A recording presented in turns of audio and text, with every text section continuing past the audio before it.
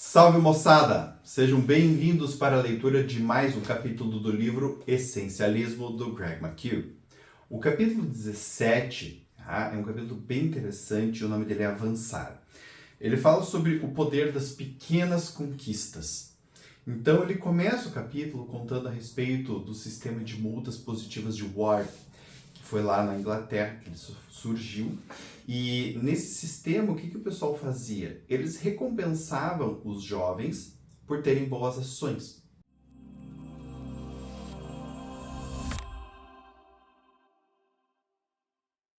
Então, uma forma de combater o crime é punindo o crime. E uma outra forma de combater o crime é incentivando comportamentos adequados, que eram pequenas recompensas ao longo do tempo. Então, a partir do momento que os jovens exibiam um comportamento socialmente adequado, socialmente desejado, eles receberiam recompensas. Você se recompensa? Você é uma pessoa que tende a recompensar os seus esforços, as suas pequenas vitórias, os seus desejos, os seus anseios, né? No sentido de quando você faz algo em prol disto? Ou você acha que é só mais uma coisa que você devia estar fazendo, então você não pode se recompensar? Você só pode se recompensar quando você chegar lá em cima. Começa a pensar nisso. O não essencialista vai com tudo para cima do problema. Tenta fazer tudo, tenta ter tudo, encaixar tudo. Age sob a falsa lógica de que quanto mais trabalhar, mais conseguirá, mas a realidade é que quanto mais tentamos alcançar as estrelas, mais difícil fica sair do chão. O essencialista é diferente. Em vez de realizar tudo e tudo ao mesmo tempo, ele começa pequeno e comemora o progresso. Então, aqui é muito importante a gente entender a diferença entre querer chegar longe, né, e você aprender a dar um passo de cada vez. A maior parte das pessoas, e eu acompanho várias pessoas que estão começando no empreendedorismo, elas metem a meta lá em cima. E ou é aquilo, ou é aquilo. Não é nem é ou aquilo é nada, ou é aquilo, ou é aquilo. Elas entendem que esta ideia de que eu não posso pensar em outra coisa a não ser na vitória vai ajudar. Alguns casos isso até pode ser funcional, mas na maior parte das vezes isso gera muito mais pressão interna do que outra coisa. Se eu quero chegar logo no milhão, chegar no milhão é mais difícil do que chegar no 10 mil, 30 mil, 50 mil, 100 mil. Obviamente, para eu chegar no milhão, eu vou ter que passar por todos esses estágios. Mas quando eu comemoro esses pequenos estágios, eu tenho um sentimento de progresso. E esse sentimento é muito importante para a motivação e para empreitadas de longo prazo. Então, pesquisas mostram que de todas as formas de motivação humana, a mais eficaz é o progresso. Isso porque uma pequena vitória concreta dá impulso e aumenta a fé no sucesso futuro. No artigo One More Time, How Do You Motivate Employees? Mais uma vez, como motivar os funcionários? De 1968, um dos textos mais populares de todos os tempos, na Harvard Business Review, Frederick Herzberg revela dados de pesquisa mostrando que os dois principais motivadores internos são a realização de algum feito e o reconhecimento recebido pela realização, né? De todas as coisas capazes de promover motivação no dia de trabalho, a mais importante é ter progresso em uma atividade significativa. Então, o que acontece? Se eu só posso celebrar quando chegar lá, né, eu vou criar para mim uma relação de tudo ou nada. Ou eu consigo, ou eu não consigo. Isso vai aumentar a tua ansiedade. O aumento da ansiedade vai criar mais preocupação nos trabalhos do dia a dia. Quanto mais pressão no dia a dia, pior eu vou me desempenhar.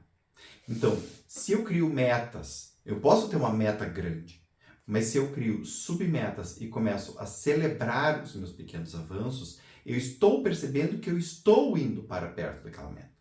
Embora o que eu queira no fim seja aquilo, eu começo a criar satisfação e desejo, satisfação e desejo. Hoje em dia é muito comum esta ideia errada de que apenas a insatisfação é que vai te fazer crescer.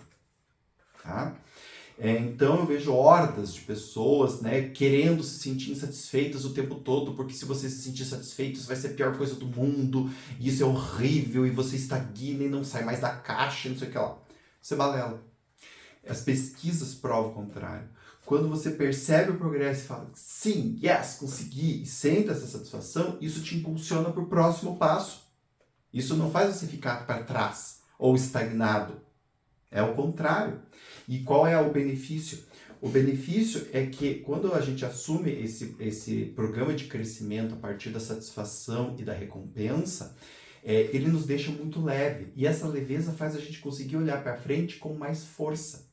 Porque a gente já conseguiu. Então a gente vem de uma série de sucessos, ao invés de uma série infinita de frustrações.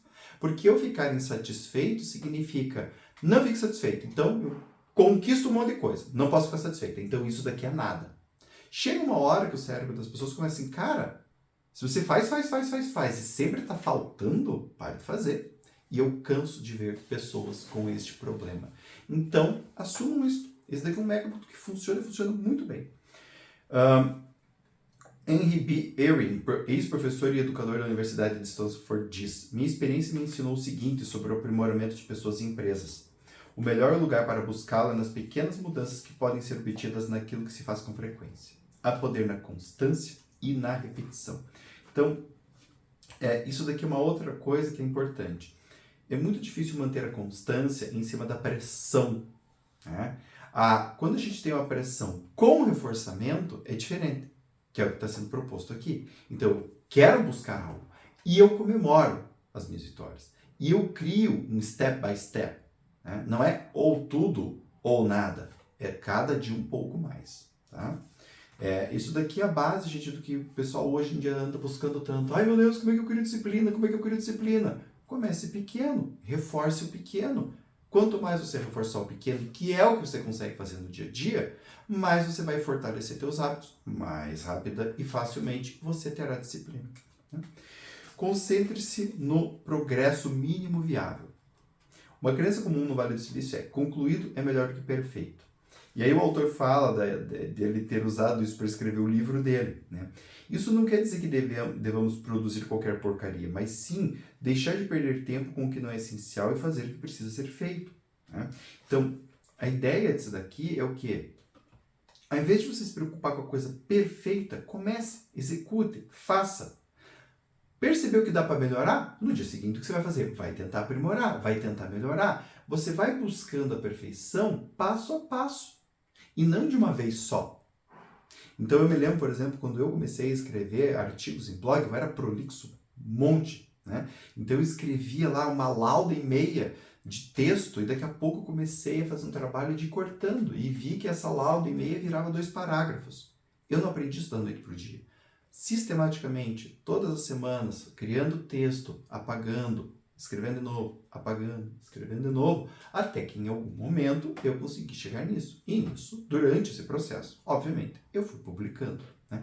Então, da gente perder um pouco o medo ou o preciosismo de ter que entregar tudo sempre perfeito e ir aprendendo com o processo de execução. Né? Faça a preparação mínima viável. Então, quando você vai se preparar para executar a tua atividade, ao invés de você buscar tudo o que precisa, qual é o essencial do que eu preciso para começar? Né? E aí você começa a ir aprendendo de novo. Você vai aprendendo com a tua prática. Esse mínimo ele pode começar a variar, porque você pode tornar a tua atividade mais complexa. Então, a partir do mínimo viável, você pode começar a perceber que esse mínimo precisa de mais algum elemento. Então, esse se torna um novo mínimo para você começar. Ao invés de ficar querendo ter tudo e tudo perfeito para daí começar. Porque muitas vezes a pessoa fica nisso daqui, fica, né? E acaba nunca começando, porque o mínimo nunca chega. Tá? Recompense visualmente o progresso.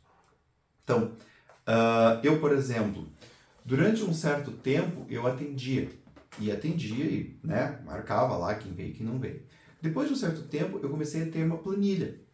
Né? Quantos atendimentos eu fazia na semana, quantos atendimentos eu fazia no mês. Eu comecei a me recompensar. Por quê? Porque isso me ajudava a ver quão mais próximo eu estava da minha meta. Existem várias formas de nós tornarmos visíveis as nossas conquistas pequenas do dia a dia. Por que o autor fala do visível? Porque na espécie humana, o visível ele tem um apelo grande, ele é fácil, ele é rápido, ele ativa os nossos sistemas de recompensa. Então, ele é mais prático. Eu concordo com ele nesse sentido. Às vezes a pessoa gosta de uma coisa um pouco mais elaborada e não tem problema nenhum com isso. O ponto é que você tenha uma forma de você visualizar o teu progresso do dia a dia. Então, né, qual é o mínimo que eu preciso? Tentar organizar-se sempre para fazer, ao invés de ficar perdendo o teu tempo querendo algo perfeito, ao invés de fazer. E também visualizando o teu processo, o teu progresso no dia a dia, se recompensando por isso. Isso daqui é o resumão do capítulo 17, que fala a respeito de como devemos avançar. Avançamos pouco a pouco, com qualidade e nos recompensando, o que nos faz querer ir para o próximo estágio. Espero que vocês tenham gostado da leitura desse capítulo. Vejo vocês no próximo. Tchau, tchau.